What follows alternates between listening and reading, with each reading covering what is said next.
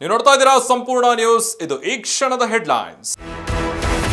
ಬೆಂಗಳೂರಿನಲ್ಲಿ ಮಳೆ ಅವಾಂತರ ಹಿನ್ನೆಲೆ ವಿಧಾನಸೌಧದಲ್ಲಿ ಸಿಎಂ ಸಿದ್ದರಾಮಯ್ಯ ಸಭೆ. ಸಂಪುಟ ಸಭೆಗೂ ಮುನ್ನ ಮಳೆ ಹಾನಿ ಸಂಬಂಧ ಸಭೆ.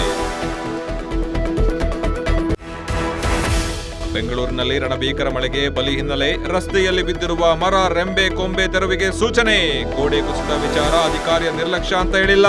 ಫುಟ್ಪಾತ್ನಲ್ಲಿ ವ್ಯಾಪಾರ ಮಾಡಬಾರದು ಅಂತ ಸೂಚನೆ ನೀಡಿದ್ದೆ ಎಂದ ಡಿಕೆಶಿ.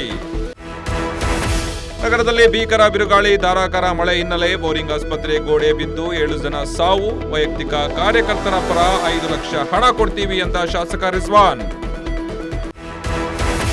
ಗದಗ ಪೊಲೀಸರ ಭರ್ಜರಿ ಕಾರ್ಯಾಚರಣೆ. ಕೋಟ್ಯಾಂತರ ರೂಪಾಯಿ ಮೌಲ್ಯದ ಚಿನ್ನಾಭರಣ ವಶ. 1,26,00,000ಕ್ಕೂ ಅಧಿಕ ಮೌಲ್ಯದ ವಸ್ತುಗಳು ಜಪ್ತಿ. ಪೊಲೀಸ್ ಕಮಿಷನರ್ ಕಚೇರಿ ಗೂಂಡಾಗಳ ಅಡ್ಡ. ವಿದ್ಯಾರ್ಥಿ ಆತ್ಮಹತ್ಯೆ ಪ್ರಕರಣದ ಬಗ್ಗೆ ಸಿಬಿಐ ತನಿಖೆ ಆಗಬೇಕು. ಶಾಸಕ ಅರವಿಂದ್ ಬೆಲ್ಲದ್ ಸುದ್ದಿಗೋಷ್ಠಿಯಲ್ಲಿ ಒತ್ತಾಯ. ಇದಿಷ್ಟು ಈ ಕ್ಷಣದ ಹೆಡ್ಲೈನ್ಸ್. ನಿರಂತರ ಸುದ್ದಿಗಾಗಿ ನೋಡ್ತಾ ಇರಿ ಸಂಪೂರ್ಣ ನ್ಯೂಸ್. ಇದು ನೊಂದವರ ಧ್ವನಿ. ಸಂಪೂರ್ಣ ನ್ಯೂಸ್, ಇದು ನೊಂದವರ ಧ್ವನಿ.